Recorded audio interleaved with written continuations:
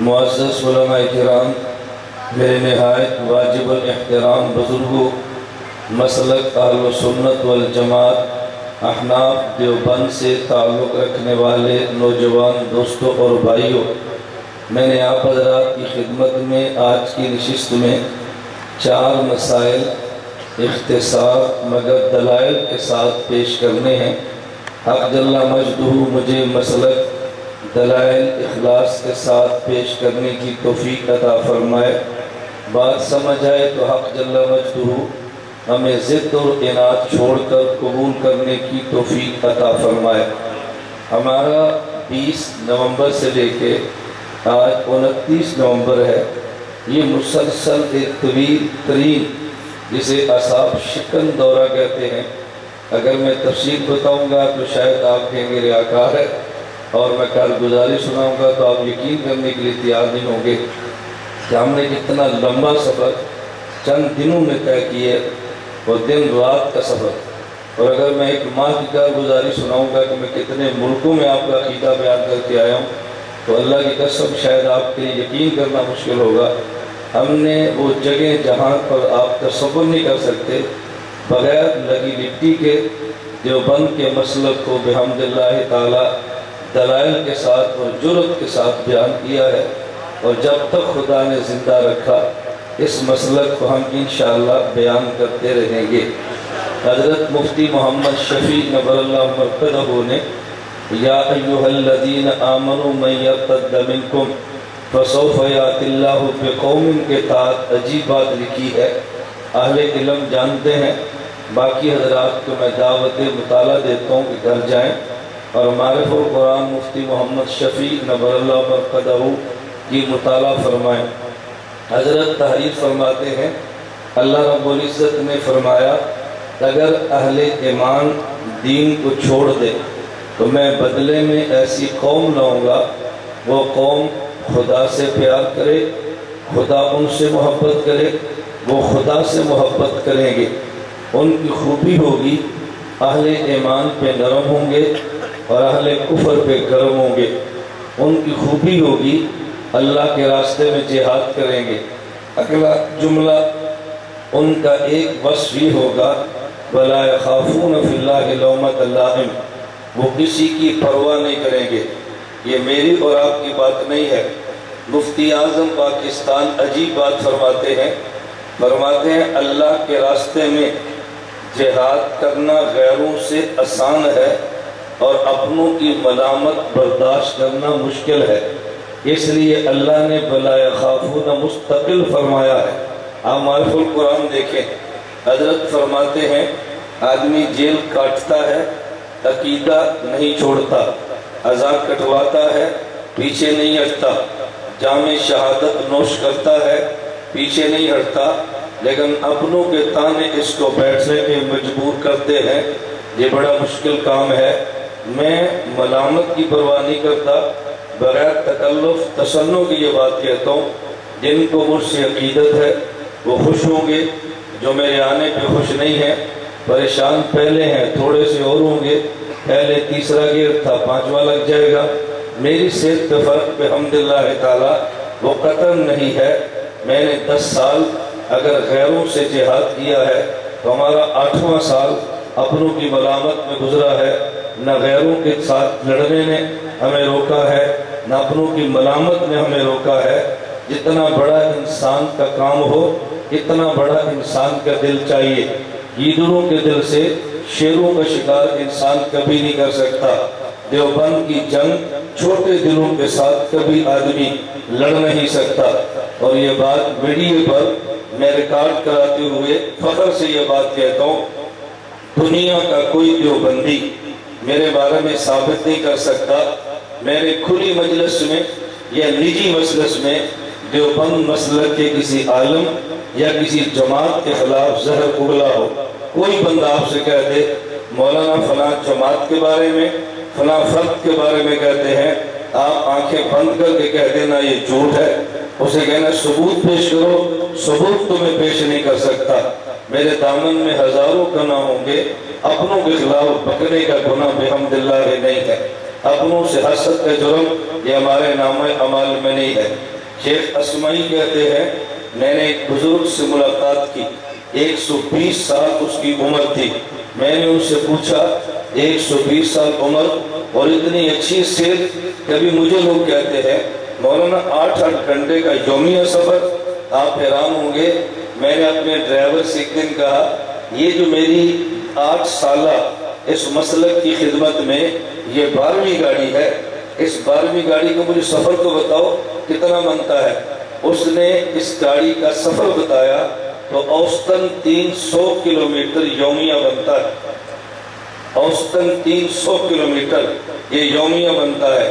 اس میں ہمارے بیرون ملکوں کے سفر نہیں ہے، اندرون ملک جہازوں کے سفر شامل نہیں ہے، آپ تصور کر سکتے ہیں۔ لیکن بحمداللہ تعالی ہم نے تسلسل سے کام کیا ہے، جس کا نتیجہ یہ نکلا ہے، آپ فخر سے یہ بات کہہ سکتے ہیں دنیا کا کوئی ملک آپ کو ایسا نہیں ملے گا کہ جس ملک میں اب دیوبند کی آواز نہ گونجتی ہو۔ میں ایک بات کہہ دوں، باتیں تو کئی ہیں، میں عام چھوٹی موٹی بات نہیں کرتا۔ اپریل ملاقات میری مکہ مکرمہ میں مفتی ابوالقاسم نعمانی دارالعلوم دیوبند کے محتمم صاحب دامت برکاتہم شہید، حضرت جیب سے موبائل نکالا، مجھے فرمانا کہ مولانا آپ سے میری عقیدت آپ دیکھیں، دیوبند کے طلبہ کو چھوڑیں، میں یومیہ واٹس ایپ پہ ایک آپ کا بیان سنتا ہوں، یومیہ۔ میرا موبائل دیکھیں، آپ کی کتابوں سے میرا موبائل بھرا پڑا ہے، دیکھ لو۔ یہ بات میں اس لیے کہہ رہا ہوں اگر کبھی کو خسر میرے بارے میں سنے، یہ اس بات کی علامت ہے کہ میں کام کرتا ہوں۔ جو کام نہ کرے اس کے خلاف کوئی نہیں بولتا، کام کرنے والوں کے خلاف لوگ بولتے ہیں۔ اور ایک بات میں اللہ کا جتنا شکر ادا کروں کم ہے، مشرق سے مغرب، شمال سے جنوب، چھوٹے سے بڑا، جاہل سے عالم، مرد ہو یا عورت، تمہیں دنیا میں اہل حق کا ایک فرد ایسا نہیں ملے گا جو یہ کہے کہ مولانا الیاس گھمن کا فلاں مسئلہ ٹھیک نہیں ہے، فلاں عقیدہ ٹھیک نہیں ہے، فلاں دلیل ٹھیک نہیں ہے۔ میرے عقیدے اور دلیل کے خلاف کبھی اہل حق کا تمہیں جملہ نہیں ملے گا۔ بس جملہ ملے گا یہ سوٹ 4000 کا کہاں سے لی ہے، یہ 35,000 کی گھڑی کہاں سے لی ہے، 5,000 کا قلم کہاں سے لیا ہے، 12,000 کا جوتا کہاں سے لیا ہے، 60 لاکھ کی گاڑی کہاں سے لی ہے۔ اللہ کا بندہ خدا تمہیں کیسے سمجھائے جب آدمی رب کے لیے سب کچھ لگا دے، خدا وہ کچھ دیتا ہے جو بندے کے تصور میں نہیں۔ یہ بات تمہیں کون سمجھائے؟ میری مجبوری ہے کہ میں اپنے سٹیٹس کو ختم نہیں کر سکتا آپ حضرات کی باتوں کی وجہ سے۔ میں اس موضوع پہ لمبی بات نہیں کرتا، اہل علم کی خدمت میں ایک بات ضرور کہتا ہوں، اللہ کے پیغمبر نے پیمند لگا کپڑا بھی پہنا ہے، اللہ کے پیغمبر نے 30 اونٹوں کی مالیت کا سوٹ بھی پہنا ہے۔ دلیل میرے ذمہ، آپ چٹ لکھیں کہاں لکھا ہے۔ نبی نے سمجھایا مانگنا نہیں ہے، پیمند لگا کپڑا پہن لینا ہے۔ خدا نے دیا ہو تو 30 اونٹوں کی مالیت کا کپڑا بھی پہن لینا ہے، لیکن فخر نہیں کرنا۔ اور میں اہل علم کی خدمت میں عرض کرتا ہوں، آپ کو یہ تو ملے گا پیغمبر کے گھر میں 2 ماہ کا فاقہ ہے، آپ کو یہ تو ملے گا کھانے کے لیے فلاں چیز ملی نہیں ہے، لیکن آپ کو پیغمبر کے بارے میں یہ نہیں ملے گا حضور کے پاس سفر کے لیے سواری کمزور ہے۔ مدینہ میں سب سے قیمتی جو سواری ہوتی اللہ کے پیغمبر کی ہوتی۔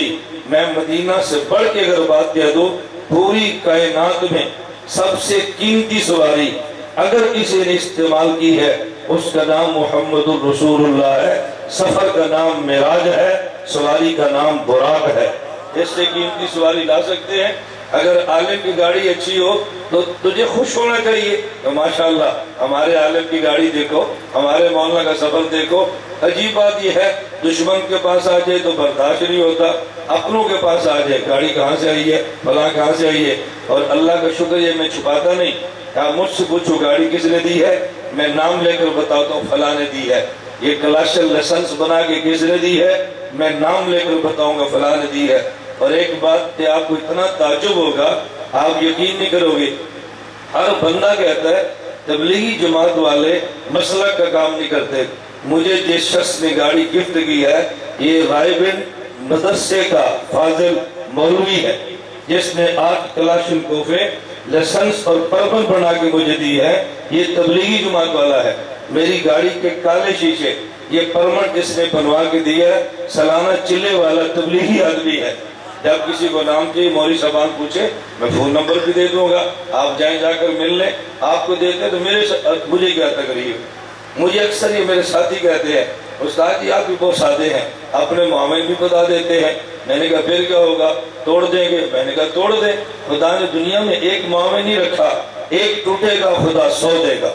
یہ کوئی مالدار دماغ سے نکال دے، اس کا پیسہ ہم تک نہ پہنچا تو دین کا کام کیسے ہوگا؟ ہمارے ادارے کا 8 لاکھ خرچ ماہانہ ہے، خدا دے رہا ہے۔ ہمارا 2 لاکھ خرچ ماہانہ ہے، خدا دے رہا ہے۔ ہماری یومیہ کے صبر ہیں، خدا دے رہا ہے۔ پورے ملک میں نہیں، دنیا میں تم ایک بات بتا نہیں سکتے کہ مولانا الیاس گمن نے تاریخ دی ہے اور پھر پیسے مانگے ہیں، اتنا کرایہ دو گے تو میں آؤں گا۔ اگر کوئی تمہیں کہہ دے کہا ہے تو آپ سمجھنا وہ جھوٹ بولتا ہے۔ میں نے آج تک کسی سے کھانے کا تقاضا نہیں کیا، آج تک کسی سے کرائے کا تقاضا نہیں کیا، اور کوئی تمہیں بندہ یہ نہیں بتائے گا کہ مولانا نے تاریخ دی ہے اور لیٹ آئے ہیں۔ کسی جلسے پر آج تک میں تاخیر سے نہیں پہنچا۔ یہ 1 بجے تک جاگنا آپ اندازہ نہیں کر سکتے کتنا مشکل ہے۔ 24 گھنٹے میں 2 گھنٹے جاگو پھر بیان، 1 گھنٹہ سو پھر بیان، آدھے گھنٹے کا وقفہ پھر بیان، دن میں 3 جلسے، پنجاب سے سندھ، پنجاب سے بلوچستان، پنجاب سے کشمیر اور پنجاب سے خیبر پختونخوا۔ آپ اندازہ نہیں کر سکتے۔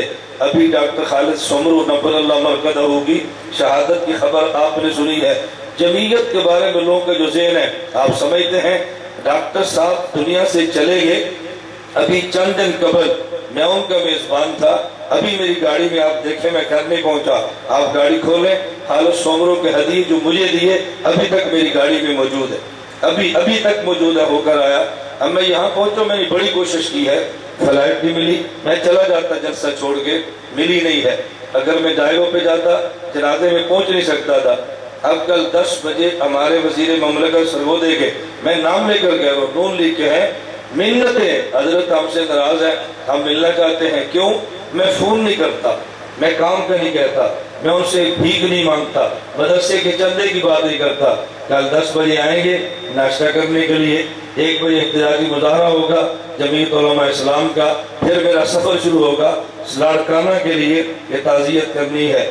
میری بیوی نہیں ہے، میرے بچے نہیں ہیں، میرا گھر نہیں ہے، میرا دل نہیں دکھتا، لیکن دن رات میں دوڑتا ہوں اللہ کی قسم مسلک کے درد کے لیے۔ یہ جمعیت جس کو تم مسلک کی جماعت نہیں سمجھتے، اب تو سورو صاحب چلے گئے، میں کیا کہہ سکتا ہوں۔ ابھی اسی ستمبر کی بات ہے، ڈاکٹر خالد سومرو صاحب نے لاڑکانہ مجھے بلایا، باقی جمعیت کو جمع کیا، 1 گھنٹہ میرا بیان کرایا، اور پھر مجھے کہا مولانا ہمیں آپ 3 دن دیں لاڑکانہ کے لیے، نومبر، دسمبر، جنوری، فروری اور مارچ، ان 5 ماہ میں 3 دن لاڑکانہ میرے مدرسے کو آپ دیں۔ پورے اندرون سندھ کی جمعیت علماء اسلام ضلع اور تحصیل کا جنرل سیکرٹری اور صدر، آپ کے سبق مجھ کو پابند کرنا یہ میری ذمہ داری ہے۔ کون کہتا ہے جمعیت کام نہیں کرتی؟ انہوں نے کہا 3 سبق پڑھائیں گے، 1 دن رافضیت کا رد کریں، 1 دن غیر مقلدیت کا رد کریں، 1 دن اہل بدعت کا رد کریں۔ گفتگو آپ کی ہوگی، جھنڈا اوپر جمعیت علماء اسلام کا ہو۔ میں یہ بات کیوں کہہ رہا ہوں؟ ہمیں سے بہت سے جمعیت کو نہیں اچھا سمجھتے، نہ سمجھے، مجھے کیا فرق پڑتا ہے؟ آپ کے علم میں ہے سپاہ کی قیادت نے میرا بائیکاٹ کیا ہے، میں نے آج تک محنت نہیں کی، لیکن مولانا لدھیانوی دامت برکاتہم کے داماد ایکسیڈنٹ ہوا، میں نے فون بھی کیا ہے اور گھر جا کر تعزیت کی ہے۔ میں اسپیس میں نہیں پڑھا کہ مجھ سے کیا تو میں کیوں نہ کروں، بھائی بڑے بڑے ہیں، ہم چھوٹے ہیں۔ غیروں کے لیے ہم نرم نہیں ہے، ذہن رکھ لیں، اور اپنوں کے لیے ہم گرم نہیں ہے۔ غیر جتنا بھی اچھا ہو وہ غیر ہے، اپنا جتنا بھی برا ہو وہ اپنا۔ کچھ فرق کرنا سیکھو، کچھ فرق کرنا سیکھو۔ ہم غیروں کا کفر برداشت کرتے ہیں، اپنوں کا فسق برداشت نہیں کرتے۔ میں نے اس لیے کہا میرے علم میں ہے، خسر خسر چلتی ہے، لیکن مجھے اس سے کیا فرق پڑتا ہے؟ ہم نے ایک عقیدے کا اسٹیج سجایا ہے، آپ کے لیے نہیں ہے، وہ اللہ کے لیے ہے۔ جب تک خدا نے اس جسم میں زندگی رکھی ہم عقیدے اور مسلک کی جنگ لڑتے رہیں گے انشاءاللہ، اور اکابر کے ساتھ رہ کے لڑیں گے، الگ اکبر نہیں۔ میں ابھی آج بھی جلسے پر تھا، صبح میں اکاڑا تھا، کل وہاں پر تھا۔ اب بیان مجھے ابھی چیک آئی ہے کہ مولانا صاحب آپ بیعت کریں، ترتیب بتائیں۔ مجھے تعجب ہوتا ہے مولانا کے پیر صاحب ہوں گے یہ بیعت کا اعلان کریں گے، ان کے پیر صاحب ہوں گے بیعت کا اعلان کریں گے، ان کے پیر صاحب آئیں گے بیعت کا اعلان کریں گے، جن کا میں پیر ہوں وہ کہہ دے بیعت، تو سامعین کو تعجب ہوتا ہے یار اس نے نیا ڈرامہ شروع کر دی ہے، پیری مریدی شروع کر دی ہے، اب بندوں کو پھنسانا چاہتا ہے۔ یہ آپ کے علم میں ہے ہمارے ملک میں 3 بڑے سلسلے چلتے ہیں خانقاہی، حضرت مدنی کا، حضرت تھانوی کا، حضرت شیخ زکریا کا۔ حضرت مدنی کے سلسلے سے سید امین شاہ رحمت اللہ علیہ سے مجھے خلافت ہے، جن سے قاضی ظہور صاحب کو خلافت ہے، جن سے قاضی خبیب صاحب کو خلافت ہے، تاریخ خدام اہل سنت کی قیادت کو جن سے خلافت ہے، اسی سے اس فقیر کو خلافت ہے۔ سید حضرت تھانوی کے سلسلے میں سید حضرت حکیم اختر شاہ صاحب نبر القدر سے مجھے خلافت ہے۔ شیخ زکریا کے سلسلے سے حضرت مولانا عبدالحفیظ مکی سے مجھے خلافت ہے، اور چوتھی خلافت مولانا عزیز الرحمان ہزاروی سے ہے۔ بتاؤ ایک پیر کا خلیفہ بیعت کر لے تو حرج نہیں ہے، اور 4 کا بیعت کر لے کہتے نواں کام شروع کیتا، نواں کام شروع کیتا۔ ایک بات کان کھول کے سنیں، میں جو بات کہنا چاہتا ہوں اچھی طرح ذہن نشین فرمائیں۔ ہمارے ہاں کہیں خانقاہ ہے تحریک نہیں ہے، کہیں تحریک ہے خانقاہ نہیں ہے۔ خدا نے آپ اس نوکر کو سعادت دی ہے، ہمارے یہاں خانقاہ بھی ہے، تحریک بھی، عقیدے کی جنگ بھی ہے، ذکر کی مجلس بھی ہے۔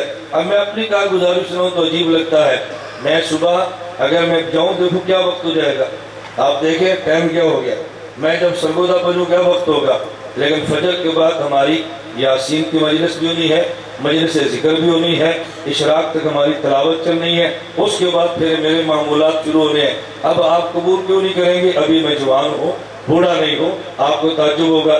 میں سر میں تھا، مجھے ایک بندہ کہنے لگا مولانا صاحب یہ بال کالے کرنا کیسے ہے؟ میں نے کہا تو مسئلہ نہیں پوچھ رہا تو مجھ پہ اعتراض کر رہا ہے، پتر مجھ پہ کہ تو نے کیوں کی ہے؟ میں نہیں سمجھ تو کیا پوچھنا چاہتا ہے۔ میں نے کہا بوڑھا آدمی ہو اور جوان ہونے کی کوشش کرے تو ٹھیک نہیں ہے، اور جوانی میں بوڑھا ہونے لگا ہو جوانی واپس آ جائے، اس میں کوئی حرج نہیں ہے۔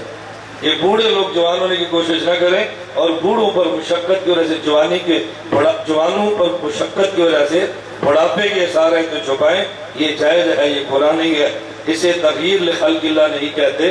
اللہ کا شکر ہے ہم نے تفقہ میں ایک کام کیا ہے، اور آپ حیران ہوں گے، میں درجہ ثالثہ میں تھا تو مفتی رشید احمد رحمۃ اللہ علیہ نے مجھے تخصص فی افتاء کی تیاری کرائی ہے، کنز والے سال۔ نہ یقین آئے تو مفتی عبدالرحیم صاحب آج زندہ ہیں، ذرا ان سے پوچھ کر بتائیں۔ یہ تو میں نے ابتدائی میں 2-4 باتیں کہہ دی ہیں، کارگزاری کے طور پہ۔ اللہ ہمیں بات سمجھنے کی توفیق عطا فرمائے۔